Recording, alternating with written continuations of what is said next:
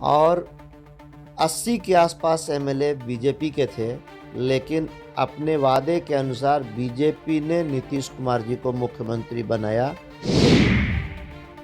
हमेशा बीजेपी ने त्याग किया और नीतीश कुमार जी को आगे करके इनको मुख्यमंत्री की कुर्सी तक पहुंचाया। लेकिन ये एहसान फरामोश लोग हैं। नमस्कार, न्यूज़ फाउंडेशन देख रहे हैं आप। मैं हूं आपके साथ धीरज सिंह। जेडीयू के राष्ट्रीय अध्यक्ष ललन सिंह ने बीजेपी पर निशाना साधते हुए कहा कि नीतीश कुमार के कारण ही बिहार में बीजेपी आगे बढ़ी। हमारे साथ है भाजपा सांसद सुशील कुमार सिंह जी। सर, ललन सिंह आज जाति जनगणना के मुद्दे पर धन्यवाद ज्ञापन कर रहे थे। उसमें उन्होंने कहा कि नीतीश कुमार के कारण बिहार में बीजेपी पली बढ़ी है। ये जो कह रहे हैं ये बिल्कुल गलत है।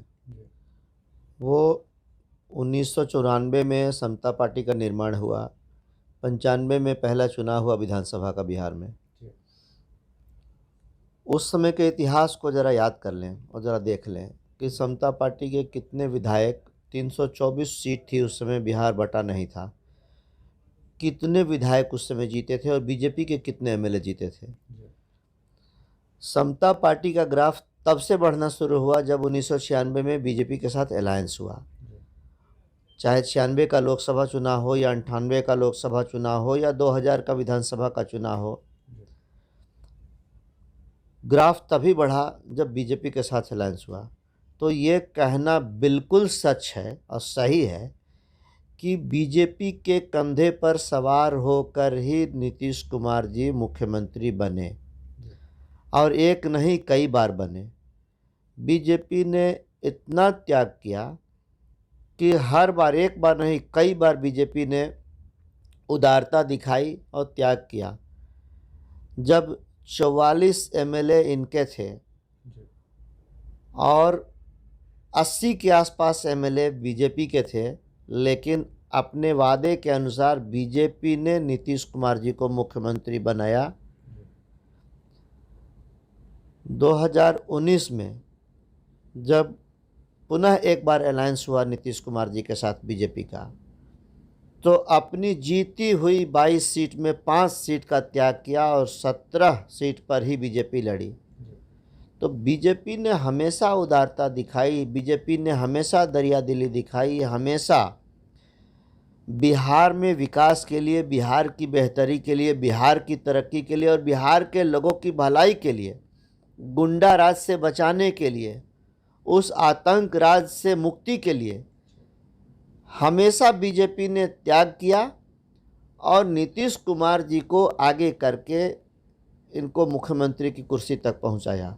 लेकिन ये एहसान फरामोश लोग हैं, ये एहसान को नहीं मानने वाले लोग हैं और ये लोग पलटी मार लोग हैं, धोखेबाज लोग हैं।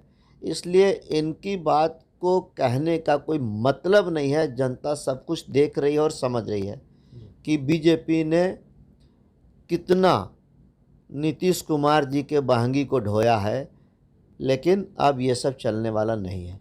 ललन सिंह तो 2005 और 2010 के जेडीयू विधायकों की संख्या को गिनाकर कहते हैं कि उस समय हमलों के कारण ही बीजेपी सत्ता में आई थी और लगातार आगे बढ़ रही थी। ये तो अटल जी की कृपा है। अटल जी की कृपा से इनको हिस्सेदारी में ज़्यादा सीटें मिली और चूँकि एनडीए के पक्ष में, बीजेपी के पक्ष में वातावरण था, बिहार के लोग कुशासन से, गुंडा राज से, आतंक के राज से, जंगल राज से मुक्ति चाहते थे, तो चूँकि उनको ज़्यादा सीटें मिली थी शेयर में, तो वो ज़्यादा जीते।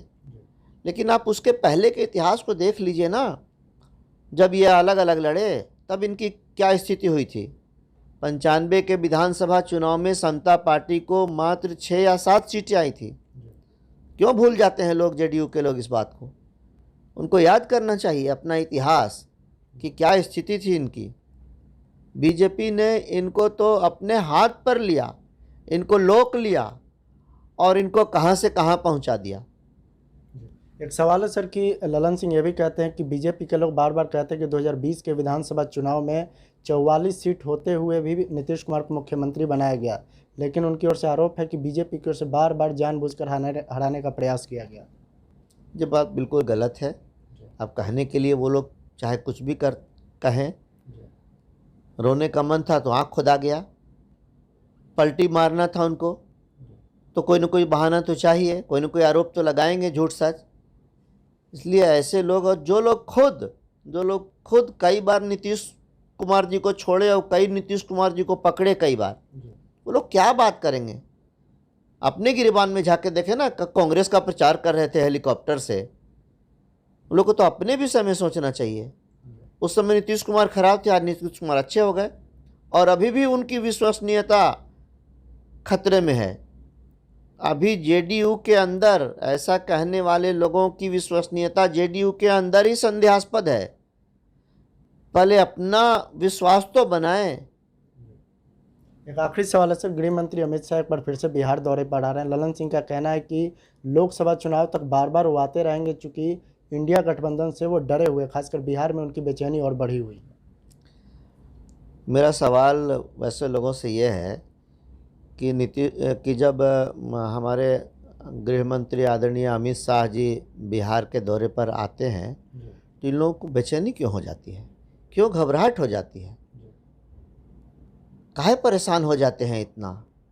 अगर हमारे अमित शाह जी से उनको कोई राजनीतिक भय नहीं है, राजनीतिक डर नहीं है, तो फिर बेचैनी का कारण क्या है, क्यों परेशान हो जाते हैं, क्यों ऐसा चाहते हैं कि अमित शाह जी बिहार नहीं आए। अमित शाह जी भारतीय जनता पार्टी के राष्ट्रीय स्तर के नेता हैं, देश के गृह मंत्री हैं, तो वो तो आएंगे ही बिहार।